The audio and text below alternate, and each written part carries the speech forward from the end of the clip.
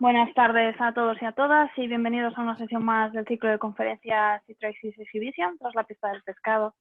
Muchas gracias por acompañarnos esta tarde y os recordamos que al final de la charla abriremos un pequeño coloquio con Carmen. Os animamos a participar y que nos hagáis llegar vuestras preguntas y vuestros comentarios a través del chat que tenéis disponible. Para los que no asististeis a la conferencia inaugural, simplemente comentar que el ciclo de conferencias Citraxis Exhibition es una actividad promovida por el Consejo Superior de Investigaciones Científicas a través del Grupo de Bioquímica de los Alimentos del Instituto de Investigaciones Marinas de Vigo.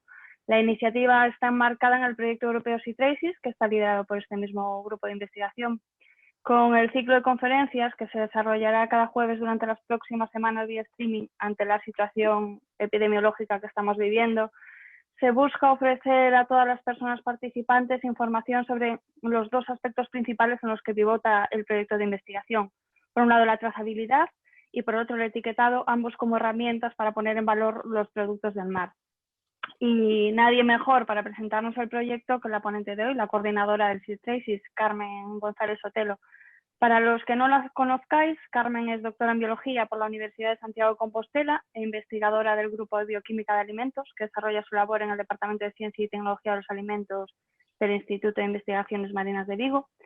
En este grupo ha desarrollado diversos trabajos de investigación relacionados con la calidad de los productos de la pesca, como los cambios bioquímicos que sufre el pescado durante su conservación mediante la congelación o refrigeración, o la puesta en marcha de metodologías de autentificación de especies basada en el análisis de ADN.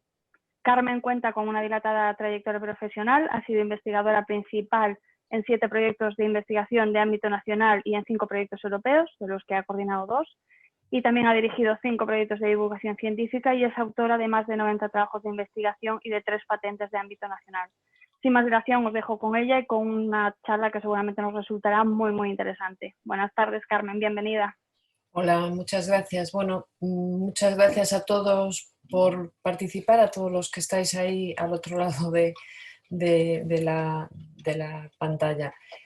Voy a compartir la pantalla y empezaré un poco, voy a proyectar una presentación y empezaremos a hablar sobre el proyecto.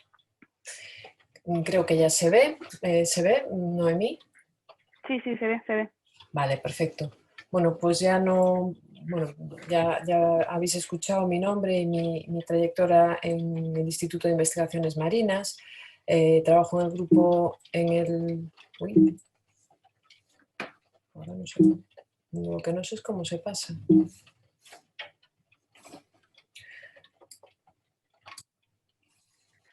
Tengo un problema, no sé cómo, no me avanza la diapositiva. Sí, no sé por qué, a ver. Ahora. Vale, perdón. Eso, en el grupo de Bioquímica de Alimentos del Departamento de Ciencia y Tecnología de Alimentos del Instituto de Investigaciones Marinas, como comentaba Noemí, llevamos trabajando ya bastantes años en distintos aspectos del pescado como alimento. Y bueno, una de las cuestiones que quería plantearos era, bueno, que cuando vais a comprar pescado o cuando vais al mercado y tratáis de adquirir este alimento, ¿qué os viene a la cabeza en cuanto a distintas cualidades que puede tener este alimento? Y bueno, esa pregunta, seguramente algunas de estas que pongo yo aquí os vendrán a la cabeza, seguro que hay otras personas que identifican alguna más adicional, pero eso, nos viene a la cabeza un poco el hecho de estar adquiriendo un alimento que es saludable y nutritivo por diversas razones, entre otras por un contenido en grasa relativamente moderado en la mayor parte de las ocasiones, y cuando tiene un contenido en grasa más elevado, en el caso de la pesca salvaje, es una grasa que es rica en ácidos grasos poliinsaturados de la serie omega 3, que se ha demostrado que son beneficiosos para prevenir ciertas enfermedades crónicas, como por ejemplo enfermedades cardiovasculares o la diabetes. también nos viene a la cabeza, y por eso lo compramos, porque es un producto que está sabroso, que está rico, y desde luego yo creo que también últimamente nos transporta a esos momentos en los que estamos de vacaciones, de descanso, cerca del mar, de la costa, donde podemos disfrutar de este tipo de productos de primera calidad, ¿no? Pero también puede que cuando vais a comprar pescado surjan algunas cuestiones, algunas dudas acerca de lo que estáis comprando. Yo no sé si todos tenéis un conocimiento profundo y exhaustivo de las distintas variedades de pescado que existen. Algunas son muy locales, otras vienen de localizaciones geográficas muy alejadas.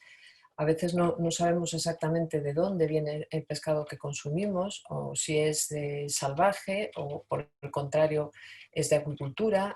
Hay una serie de cuestiones, si estamos pagando un precio razonable por lo que estamos comprando, hay una serie de cuestiones que nos pueden surgir, ¿no? Y estas cuestiones vamos a tratar de abordarlas un poco en esta charla, en esta conferencia. Y este es un poco el índice, el contenido de mi charla. Por un lado vamos a comentar una serie de características generales de los productos de la pesca y la acuicultura, y a continuación vamos a ver con qué herramientas contamos los consumidores para contestar algunas de estas preguntas que os he acabado de formular. Y en qué medida, y por último, en qué medida el proyecto SeaTraces va a contribuir a mejorar y a una mejor implementación de esas herramientas. Vale, pues empezamos hablando de la pesca, de la acuicultura y de la producción global de este tipo de alimentos. Estos son datos de FAO, del SOFIA del 2020. SOFIA es la base de datos que recoge todos los datos de producción del mundo. Y como podéis observar en esta gráfica, por un lado aparece la producción global de todos los tipos de productos de la pesca en el mundo, que es alrededor de 178 millones de toneladas, de las cuales 96 millones de toneladas corresponden tanto a pesca salvaje en los océanos, en el mar, como en aguas interiores. Y 82 millones de toneladas de productos de acuicultura. También, por un lado, la de aguas interiores, y por otro lado se separa aquí las de la acuicultura marina. Bueno, como veis, la pesca a partir de los recursos naturales de la pesca salvaje se ha estancado en un valor alrededor de 90 millones de toneladas desde los años 90, mientras que la acuicultura ha tenido un incremento espectacular a lo largo de estos últimos años, de manera que en este momento estamos casi al 50% de oferta de productos de acuicultura frente a lo que sería pesca salvaje. Una de las características del alimento del pescado es precisamente la gran variedad de especies. Si hablamos de especies que se han catalogado en el mundo, de especies salvajes, estamos hablando de un número realmente elevado. Estamos hablando de 33.000 especies de peces. No incluyo aquí otros organismos que viven en el mar, como pueden ser los crustáceos o los moluscos. Si alguno tiene curiosidad, hay una base de datos que se llama FishBase, que está en inglés, pero también está en castellano, donde se puede consultar información acerca de las diversas especies de peces que hay en el mundo, las comerciales y las no comerciales. Pero solo con las que se comercializan, esto es un número muy elevado, son 1.000 especies de peces que se pueden encontrar en los distintos mercados del mundo. Las de acuicultura, el número de especies de acuicultura que se están produciendo en el mundo es alrededor de 70.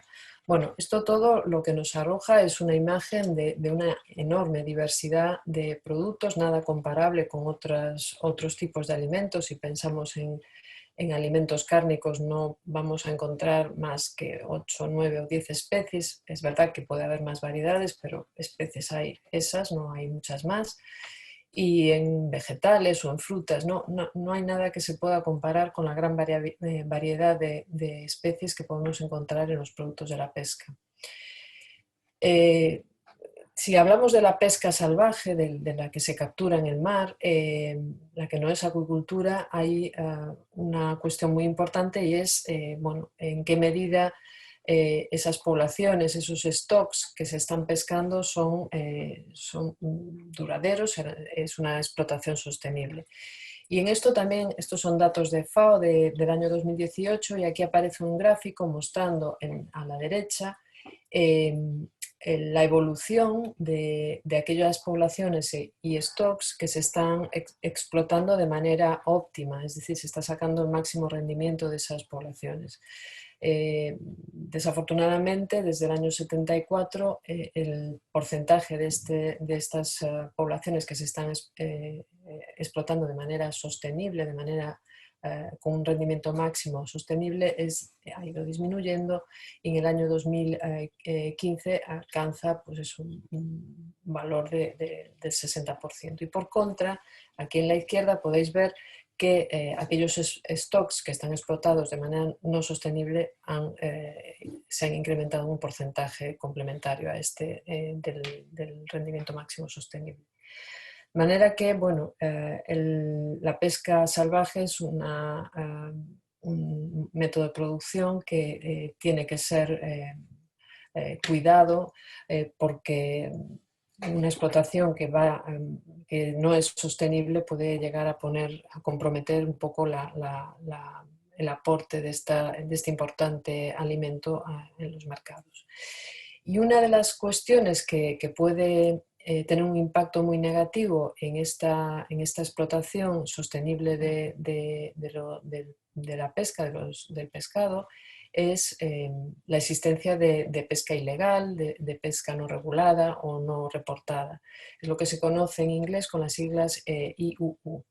El rango, el porcentaje que puede suponer este tipo de pesca es de hasta el 33% de todo el pescado que puede estar disponible, lo cual lleva aparejado, es un porcentaje muy importante, lo cual lleva aparejado dos tipos de impacto muy significativos. Uno es un impacto económico, es las pérdidas que pueden dejar de ganar las empresas y los productores que trabajan legalmente, que se sitúa en torno a entre 10.000 y 23.500 millones de dólares al año, y otros, y no menos importante, es el impacto biológico, porque toda esa cantidad de toneladas que pueden estar entre 11 y 26 millones de toneladas al año de peces que se están pescando de manera ilegal dejan de ser correctamente gestionadas para que efectivamente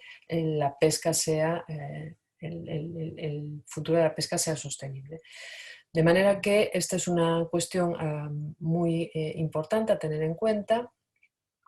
Y otra cuestión importante a tener en cuenta y que está bastante relacionada con esta anterior es las incidencias en el etiquetado de los productos de la pesca. Esto son los resultados de 2018 de la Red Europea de Fraude en Alimentos. Aquí analizan pues, el fraude básicamente de alimentos que se están alimentos o subproductos o distinto tipo de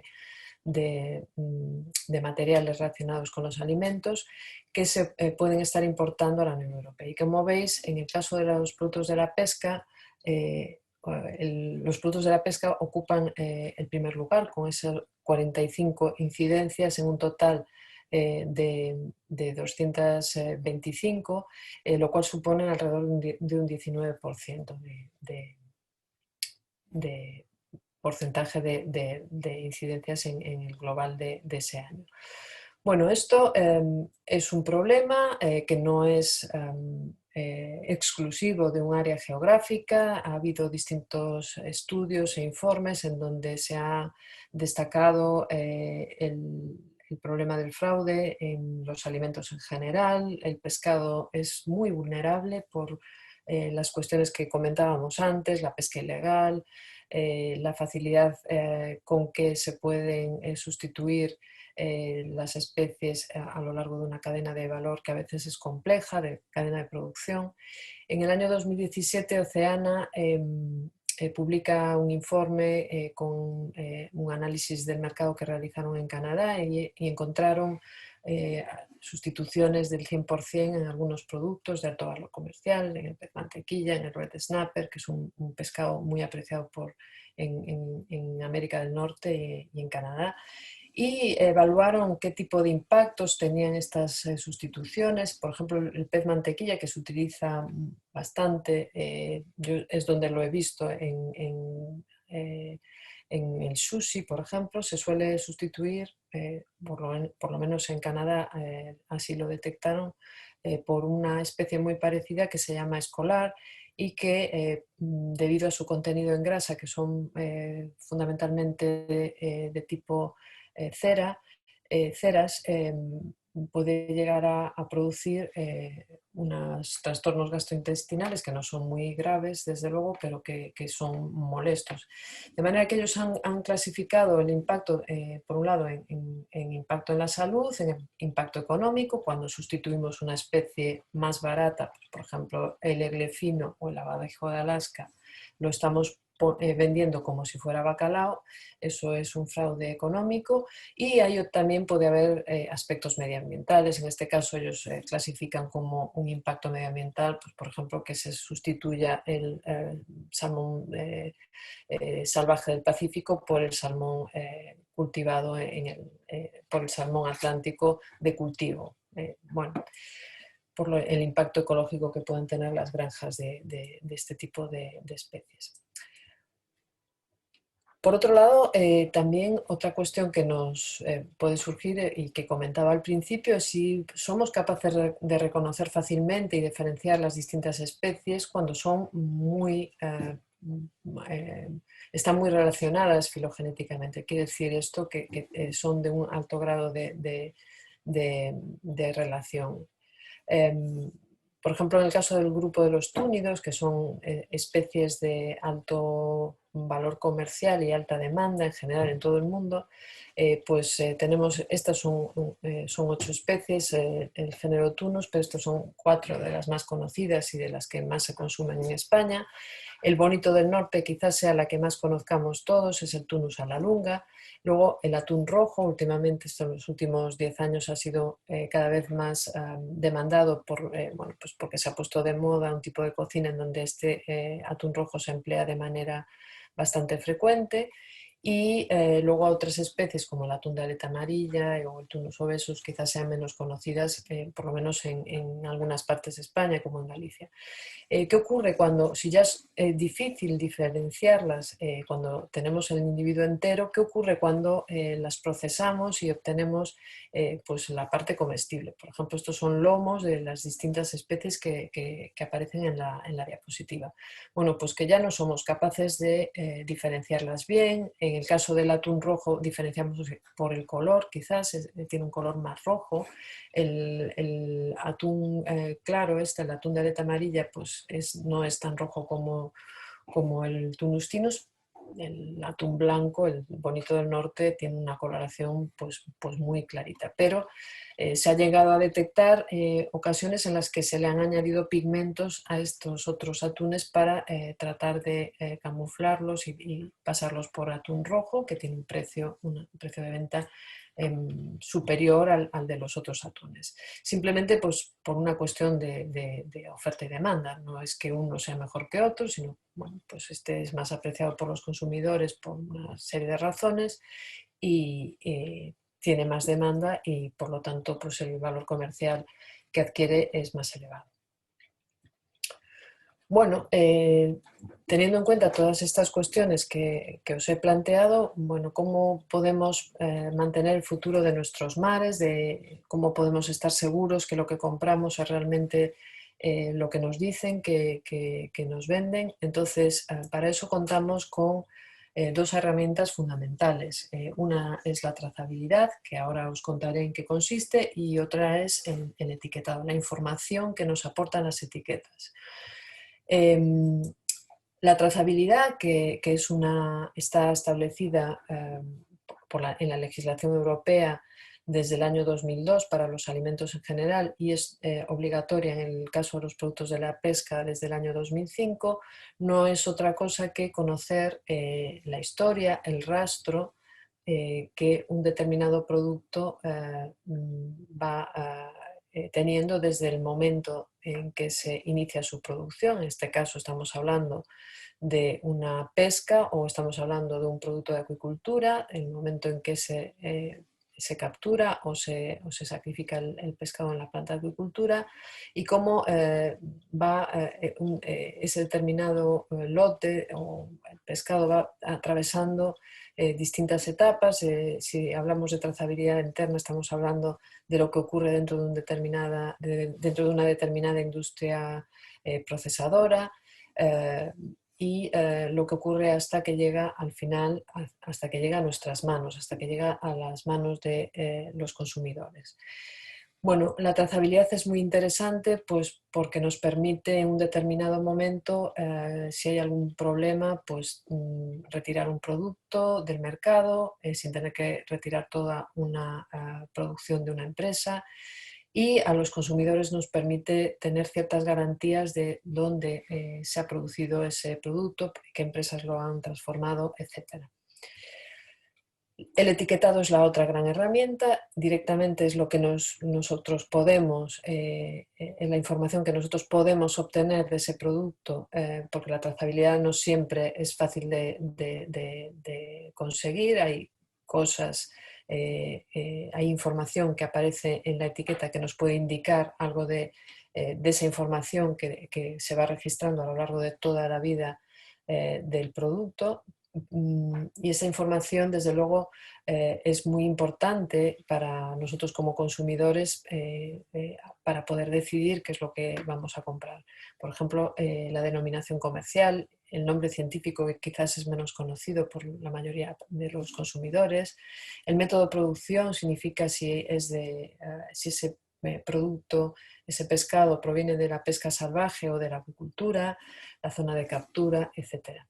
Aquí en esta diapositiva os muestro un ejemplo real de una fotografía que tomamos en un mercado en Vigo, en donde lo que podéis ver es pues una especie de pulpo. Aquí vemos que el nombre comercial de este pulpo es un poco curioso, es pulpo burlón. La especie es Octopus mimus. Esto ya nos está indicando que igual este pulpo no proviene de nuestras costas, y luego a continuación vemos que efectivamente la zona de captura que se indica en la etiqueta es FAO 87, lo cual quiere decir que para las personas que estén enteradas de las áreas FAO de pesca, que no corresponde con el área FAO 27, que es precisamente las costas del Atlántico en Europa, ¿no? Por otro lado, el método de producción nos está indicando que no se trata de un pulpo engordado, sino que se trata de un pulpo salvaje que ha sido capturado además nos dice el arte de pesca, con nasas y con trampas. Bueno, toda esta información nos puede ayudar a decidir, bueno, pues yo quiero adquirir este producto que viene de Sudamérica y con este precio X que el que tenga, o no, o prefiero decidirme por otro tipo de producto que sea más adecuado a mis gustos personales, ¿no? Entonces tenemos estas etiquetas que nos dan tanta información acerca de una serie de aspectos que nos pueden ser útiles a la hora de decidir, pero no sabemos si lo que está en esa etiqueta es verdad o realmente se puede poner ahí cualquier cosa. Entonces nos podemos llegar a preguntar si existe algún tipo de control, si hay alguien que controle esas etiquetas. Y esto varía un poco en la Unión Europea. Cada país es soberano a la hora de decidir cómo se hace el control de la cadena de producción. Por ejemplo, en el caso de la pesca, de los productos que se desembarcan en lonjas, el control lo realiza el Ministerio de Agricultura, Pesca y Alimentación, pero en el caso del producto que se vende en los supermercados, aunque está transferido a las comunidades autónomas el control y la vigilancia de estos productos, desde el punto de vista de etiquetado y desde el punto de vista de su salubridad, hay una coordinación a nivel estatal, que sería, en este caso, por el Ministerio de Sanidad y Consumo y Bienestar Social, y en particular se llevan a cabo campañas de evaluación de etiquetado anuales en muchos alimentos y muchos productos, y estas campañas las coordina el Centro de Investigación y Control de Calidad, el CICC. O sea que sí existe una vigilancia de los alimentos que consumimos y también, por supuesto, como alimento que es de los productos de la pesca y la acuicultura. ¿Con qué herramientas cuentan tanto las comunidades autónomas como los ministerios, las administraciones para controlar el fraude? Porque el fraude puede ser de muy diversa naturaleza.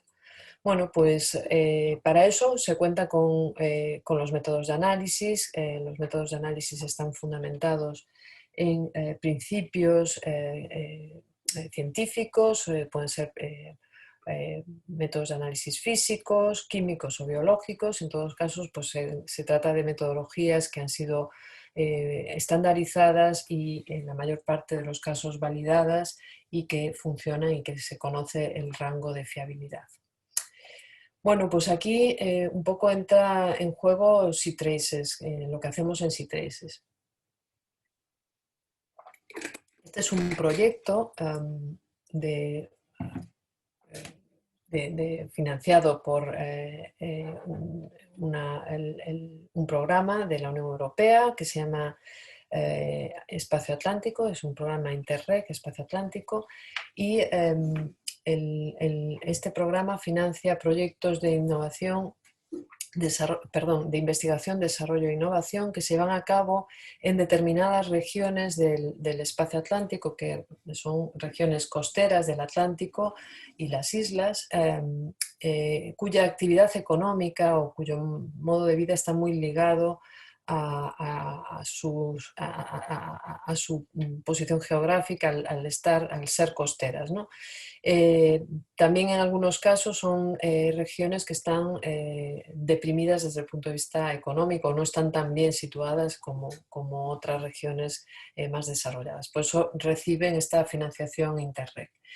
El coste del proyecto es de alrededor de 3,5 millones de euros, con una financiación FEDER del 75%, y en ella participan 18 instituciones de estos 5 países, y además en este proyecto participa también como país fuera de espacio atlántico Alemania, participa una institución.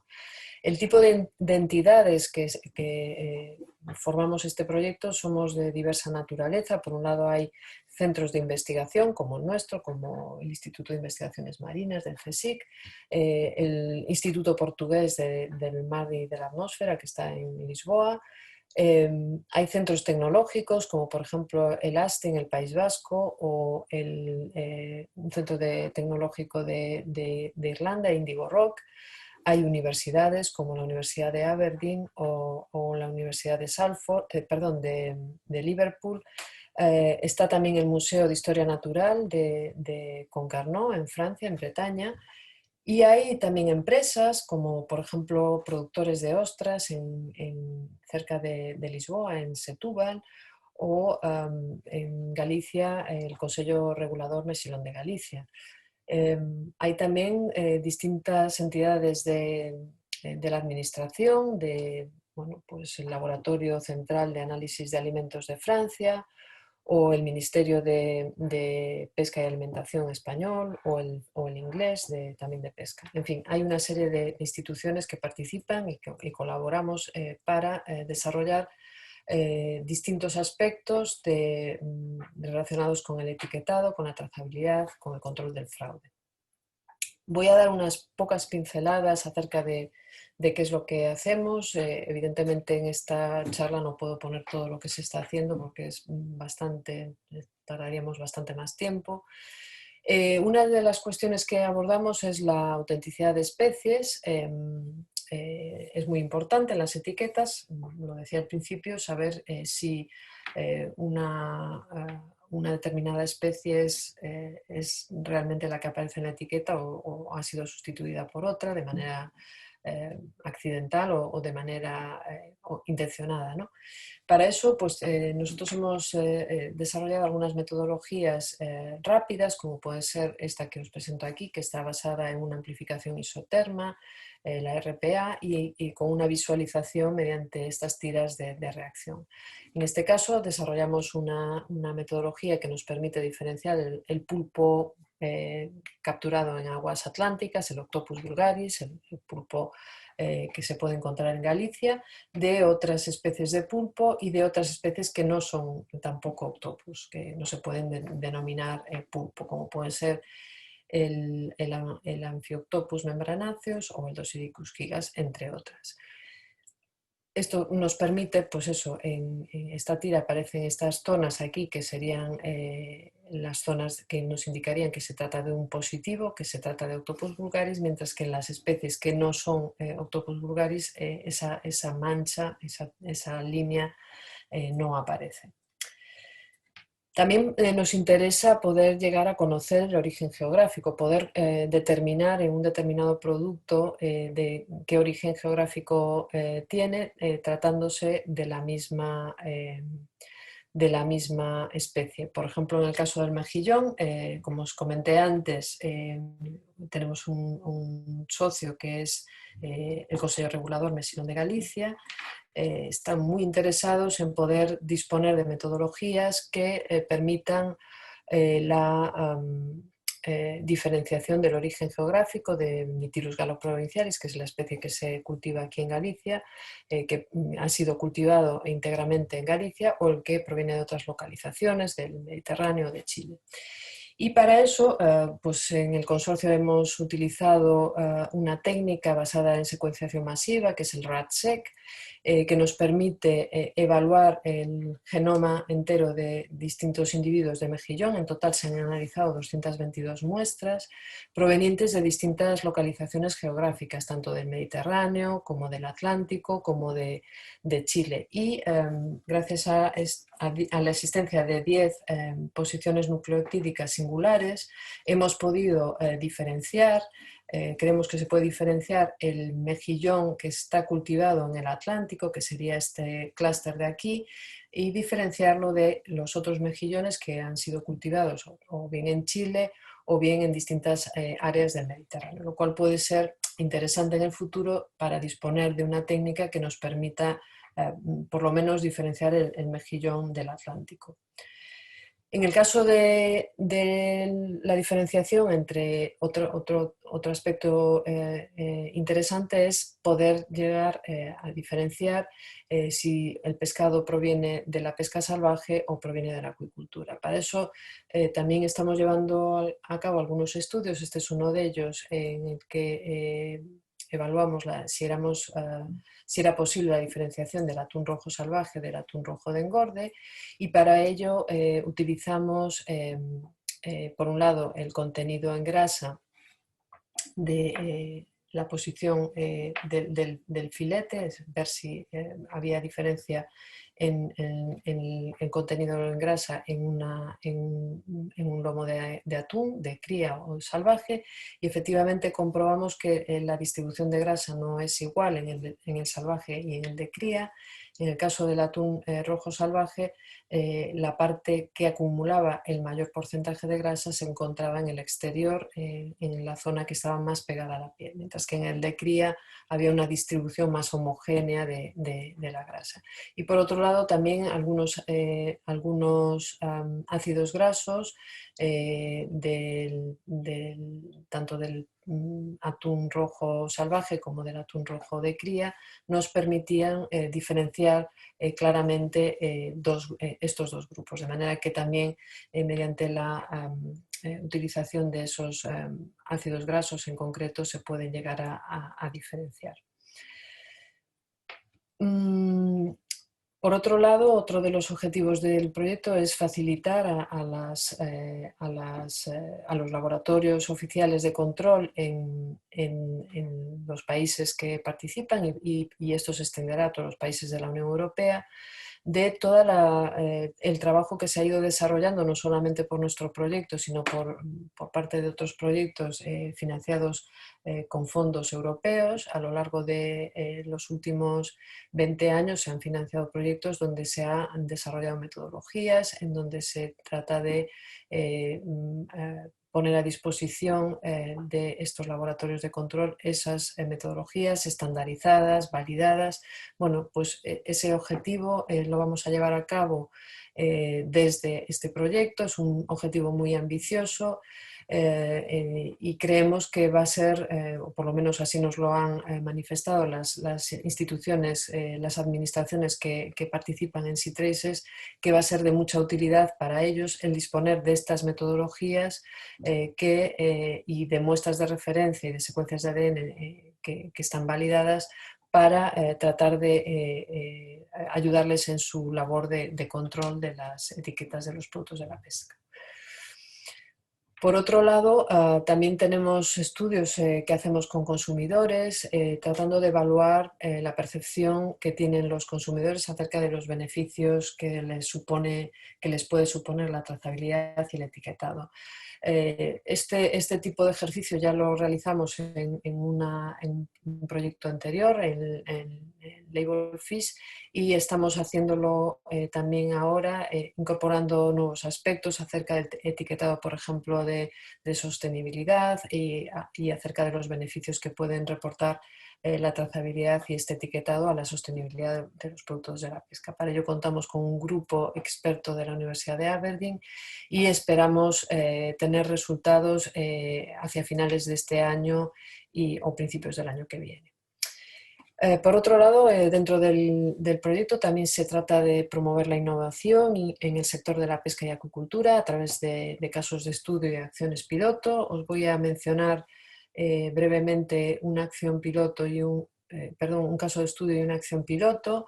En el caso de un ejemplo de caso de estudio que hemos llevado a cabo es el caso de estudio de la pesca, de la etiqueta pesca de rías, que ha sido promovida por la Xunta de Galicia, por la Consellería do Mar, desde el año 2008, para tratar de diferenciar la pesca artesanal gallega como producto de calidad, como producto realmente de cercanía y de elevada calidad.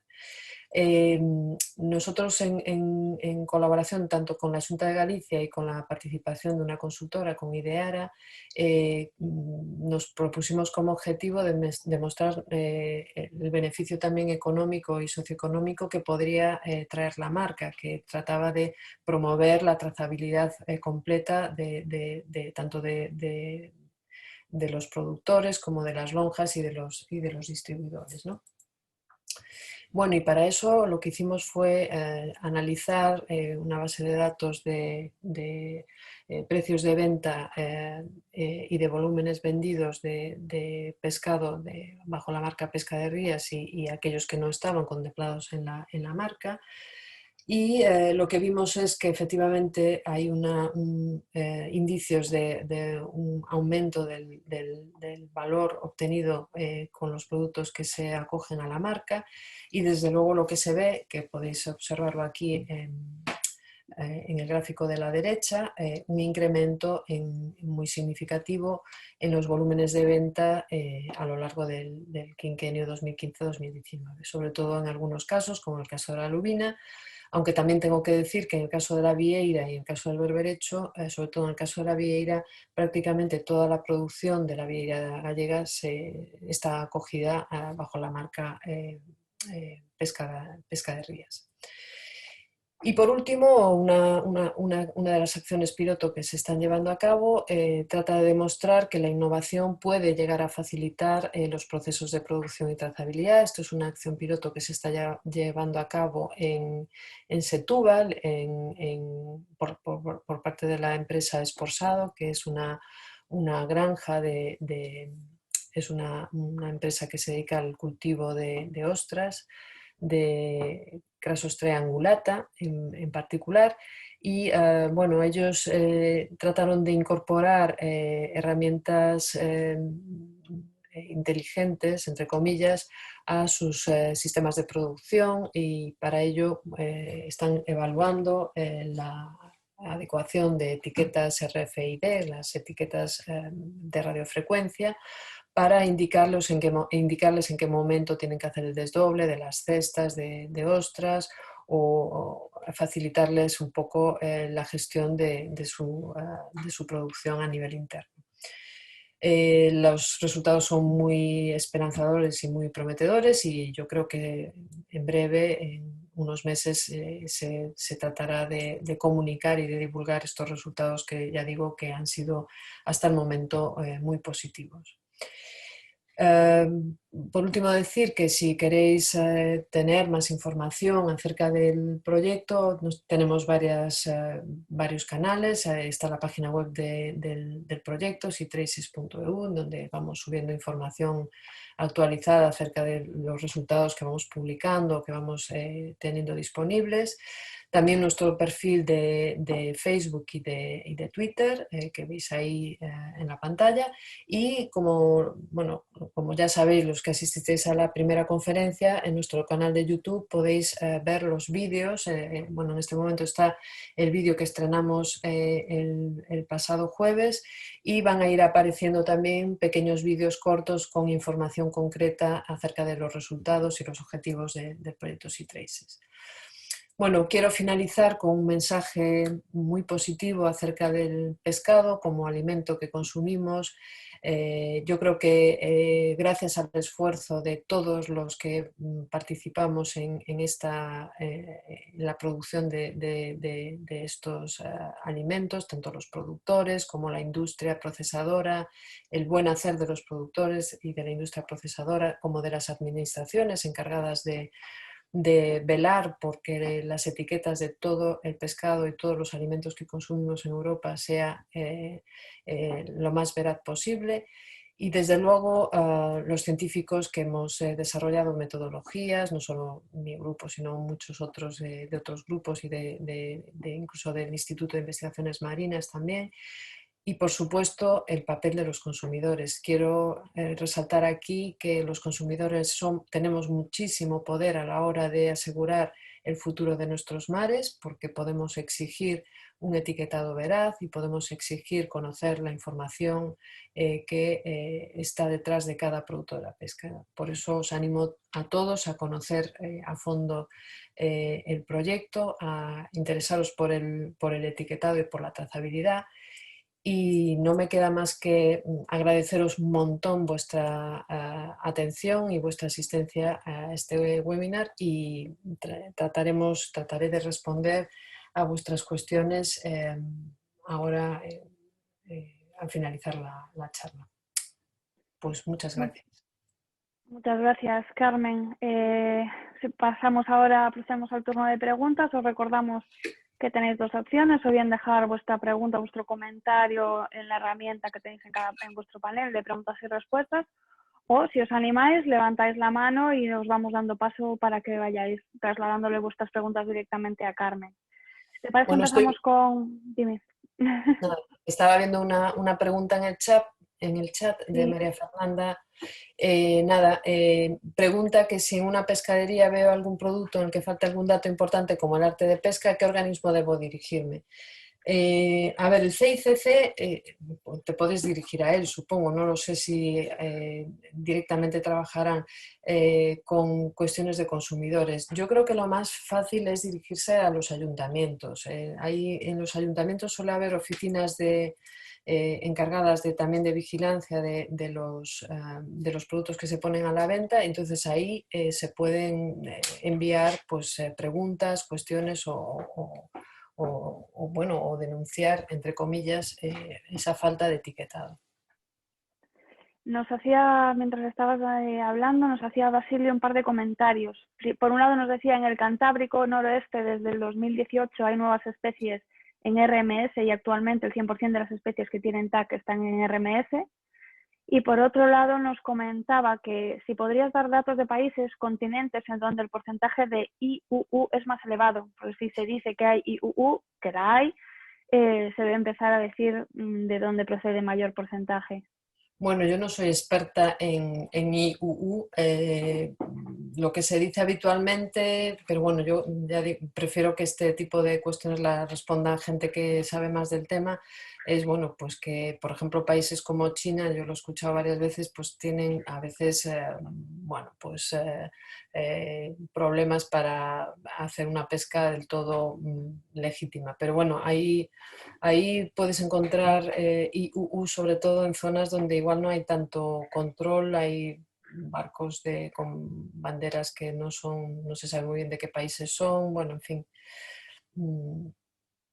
No puedo contestar en concreto en qué país se pueden dar más este tipo de malas prácticas. Desde luego en Europa también hay, o sea, no voy a excusar, o sea, también se da el caso, porque el IUU puede significar el estar pescando en zonas en las que no está permitido, en donde no hay, o que se excede la cuota, en fin, hay muchas maneras de hacer pesca ilegal. Uh-huh. Un espectador anónimo nos dice, bueno, te da muchas gracias por la conferencia. Dice que tiene interés en saber si conoces qué ocurre con la trazabilidad de las merluzas en los distintos stocks del mundo. En todo se produce una mezcla de dos especies, en muchos casos difícil e ineficiente de separar, aunque normalmente, en fresco al menos, una de ellas tiene un valor comercial superior a la otra. Pregunta, ¿son realmente separadas? ¿Se comercializan como Merlucius SPP o se comercializan con el nombre de la especie más apreciada, aunque realmente puede haber mezcla? También pregunta cuál puede ser la solución a la separación y etiquetado fidedigno, o si no queda otra que dejar que sean comercializadas como la mezcla. Y en todo Vamos a caso, mediante estudios científicos, conocer las proporciones que podrían existir en sus capturas en determinadas zonas. A ver, el único caso que conozco yo de merluzas que se pueden estar capturando de manera simultánea son la Paradoxus y bueno, no me acuerdo del nombre de la otra, las que se capturan en el sur de África. En este caso sí que es verdad que las dos, Capensis, gracias Mónica, en este caso sí que es verdad que se capturan de manera simultánea y es prácticamente imposible hacer una separación de ellas porque no se distinguen morfológicamente. De hecho, cuando empezamos a trabajar con merluzas en el instituto, tuvimos que recurrir a una persona, bueno, pues a un investigador que era experto en taxonomía de merluzas, un investigador de nuestro centro que ya se murió, y que tuvo que recurrir a contar las vértebras de aquella merluza aquellas merluzas para poder diferenciarlas. De manera que sí que yo concuerdo con la persona que preguntaba si es posible la trazabilidad en todos los casos. Pues no, hay ocasiones en las que se van a comercializar de manera, y de hecho lo vemos, de manera no diferenciada las dos especies, el Paradoxus y Capensis, porque es muy difícil diferenciarlas en el lugar de captura. Uh-huh. Amaya nos dice que, según tu experiencia en este tipo de proyectos, ¿crees que las administraciones destinan suficientes recursos para el control del fraude en el pescado? Qué pregunta más. A ver,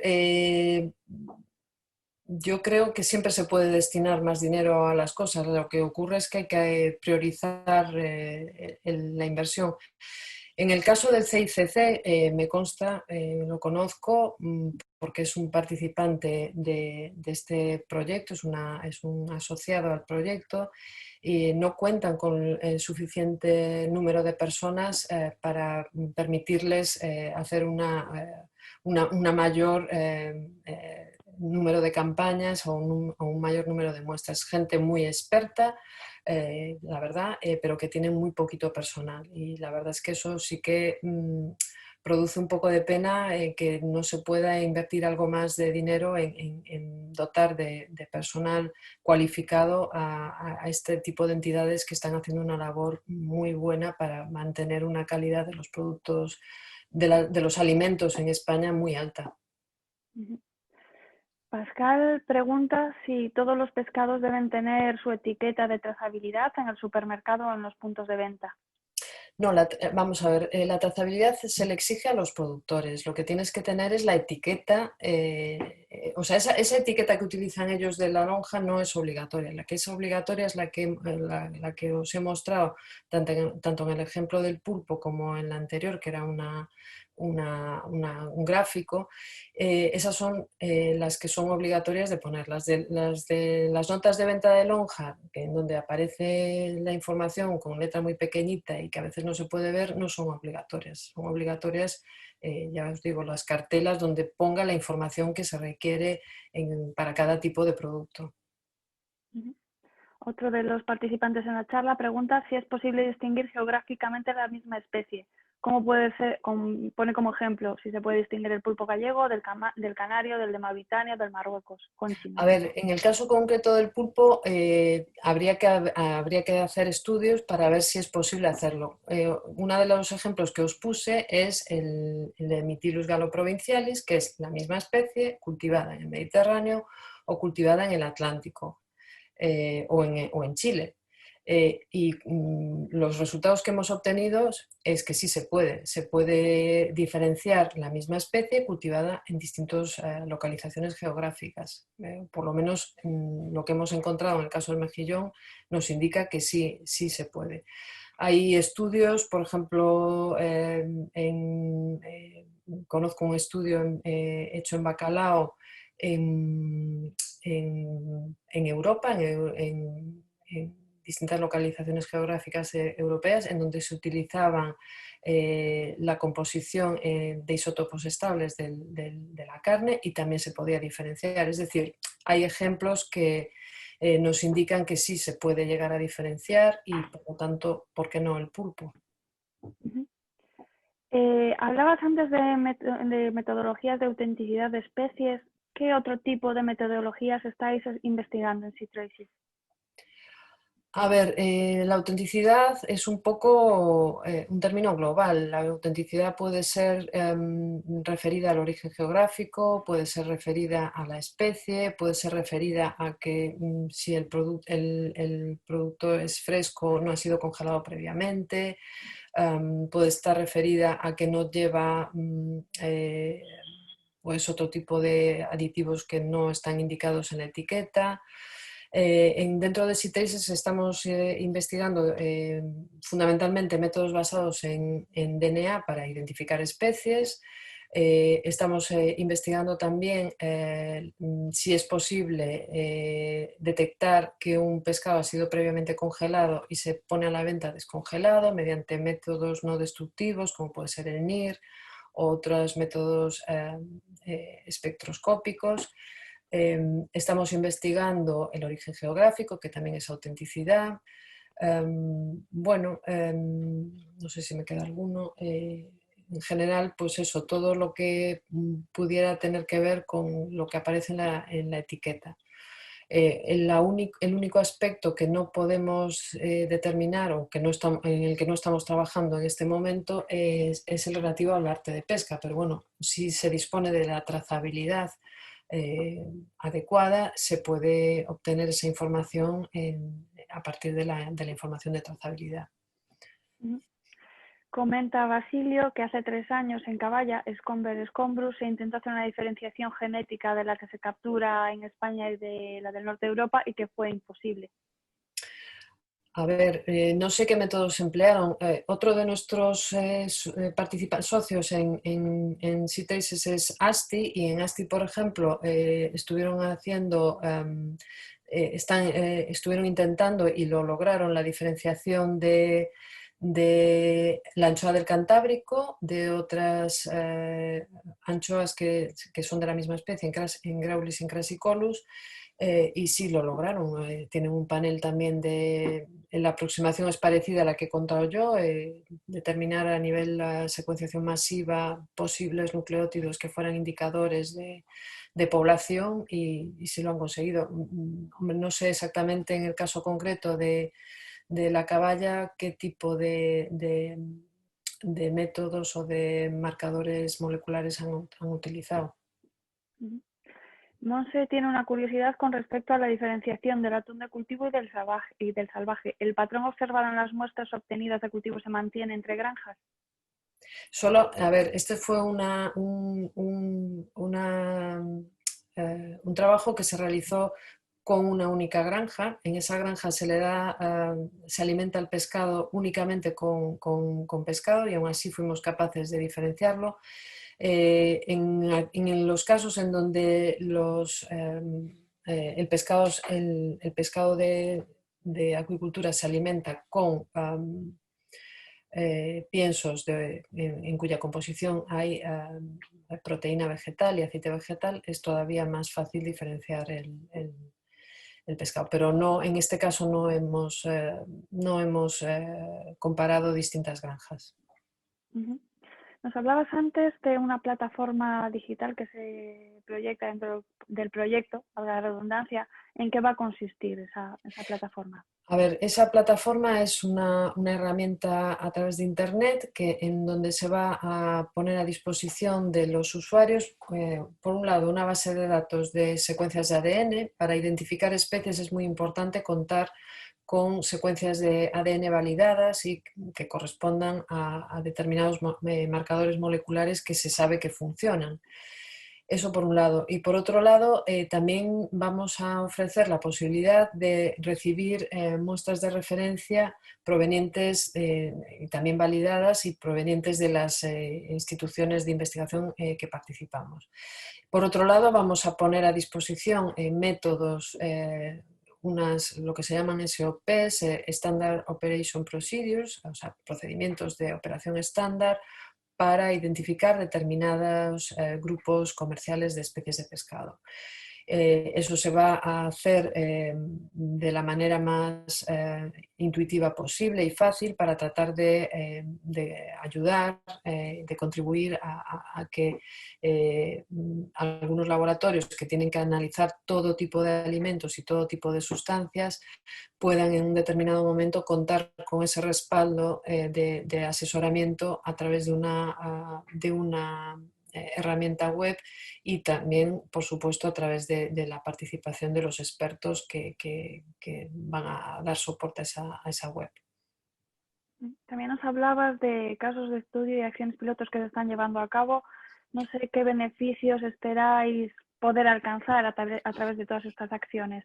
Bueno, los casos de estudio, pues se trata un poco de demostrar de manera lo más real posible que existe un beneficio en la trazabilidad. Los productores tienen que estar convencidos de que tener un sistema de trazabilidad implementado de la mejor manera posible, los productores, los transformadores y sobre todo los que venden, los mercados, los supermercados, que ese tipo de sistemas les van a beneficiar, y por eso pues hacemos estos estudios económicos o socioeconómicos para demostrar que la trazabilidad supone un beneficio para el productor, que lo quiere hacer bien, claro. Las acciones piloto lo que buscan es algo más, es tratar de implementar herramientas muy novedosas, herramientas inteligentes a un sector que a veces es más difícil implementar este tipo de herramientas porque tienen métodos más complicados de llevar a cabo. Imaginaros, estaba hablando de una etiqueta RFID que se pueda sumergir en un ambiente marino, que resista, que sea eficaz, lo suficientemente eficaz como para transmitir esa información a la granja. En fin, la verdad es que lo que queremos es demostrar que es posible sacar un beneficio con este tipo de innovaciones en este tipo de empresas. Por ejemplo, también estamos haciendo una acción piloto en Tarifa con unos productores de atún rojo, pesca artesanal de atún rojo, en donde también queremos implementar una trazabilidad basada en sistemas blockchain y también con el desarrollo de una app que permita a los consumidores acceder a información del barco de pesca que capturó, el lugar, el momento en que se hizo la captura, en fin, que dé un poco de valor a ese producto que ya de por sí pues tiene esa demanda alta, ¿no? Un poco se trata de animar a otros productores o a otros agentes de la cadena a seguir este tipo de estrategias de mejorar la información, de ser más transparentes, bueno, de apoyar un poco pues, estas herramientas que realmente son las que nos van a asegurar el futuro de la pesca y de la acuicultura. Dentro de esas herramientas que vais a desarrollar, el consumidor final, digamos que es uno de los mayores interesados en que salgan adelante, ¿no? Es el más interesado en saber si está pagando por lo que realmente le están vendiendo, la trazabilidad, el etiquetado correcto. ¿Qué papel podrían jugar los consumidores en la eficacia de las herramientas disponibles para combatir el fraude? Yo creo que el papel de los consumidores es fundamental, que los consumidores sepan qué es lo que tienen, qué es la información relevante que tienen que controlar o que tienen que saber, o qué significa una merluza capturada con anzuelo o una merluza capturada con redes de arrastre. Bueno, todas estas cuestiones que es verdad que luego está el tema del precio, pero yo creo que como consumidores tenemos un papel muy importante a la hora de exigir que los alimentos que consumimos pues de alguna manera cumplan un mínimo de expectativas según nuestra manera de pensar acerca del mundo, evidentemente, ¿no? Entonces creo que tenemos mucho poder ahí, los consumidores. El consumo responsable es algo, por lo menos es lo único que nos queda para poder influir de alguna manera en determinados aspectos de la vida económica y de la vida social de los países. Eso es lo que, bueno, mi opinión acerca de este tema. No sé si se están desarrollando algún tipo de métodos para controlar la información que llevan las etiquetas, la información obligatoria de esas etiquetas. Sí, bueno, pues claro que hay desarrollos en ese sentido, no de todos los aspectos, como ya he comentado durante la charla, pero por ejemplo, en cuanto a especies hay bastantes desarrollos ya hechos, sí. Pregunta Pascal, ¿qué objetivos tienen todos estos estudios? ¿Es posible en un futuro mantener las capturas salvajes o la tendencia será ir hacia la acuicultura cada vez más? A ver, todo indica que la acuicultura está tomando un papel muy relevante. Yo espero que podamos mantener la actividad pesquera lo suficientemente, que seamos capaces de no incrementar la pesca ilegal y por lo tanto la no sostenibilidad de la pesca, de manera que podamos asegurar también en el futuro alimentos salvajes en el sector de la pesca. Esa es mi esperanza, pero claro, igual me equivoco, no lo sé. No sé si hay alguna pregunta más. ¿Alguien más que quiera hacer algún comentario? Bueno, yo quiero animaros, quiero comentar que quiero animaros a asistir a la siguiente conferencia que va a ser el jueves que viene. Se va a hablar de origen geográfico, de denominaciones de origen protegido y lo va a hacer una persona directamente implicada con ello, que es Ángeles Longa, que trabaja en el Consejo Regulador Mesilón de Galicia, y la verdad es que os animo mucho porque creo que puede ser también una charla muy interesante para saber un poco qué implicaciones tiene el origen geográfico en los productos de la pesca y la acuicultura. Pues si no hay más preguntas, muchas gracias, Carmen, por toda esta explicación. Dime. Nada, que muchas gracias a todos y también me olvidé un poco de agradecer a todas las personas que colaboran en el proyecto y sobre todo también a todas las personas de mi grupo de investigación y también muy especialmente a Ricardo Pérez Martín, que también ha contribuido de manera muy significativa al desarrollo de esta línea de investigación en nuestro instituto. Gracias y nada. Pues como decía, muchísimas gracias por la charla, ha sido muy interesante y ha suscitado, como ves, muchas dudas, muchas curiosidades. Como decías tú, la semana que viene tenemos a Ángeles Longa hablándonos sobre ese origen geográfico. Y también queríamos confirmaros que el jueves 19 de noviembre tenemos confirmada ya también la conferencia del chef de Culler de Pau, Javier Olleros, que nos va a hablar sobre cocina de producto local y kilómetro cero. Pues nada más, una vez más, muchísimas gracias a todos por acompañarnos esta tarde y esperamos veros los próximos jueves. Muchas gracias. Hasta luego.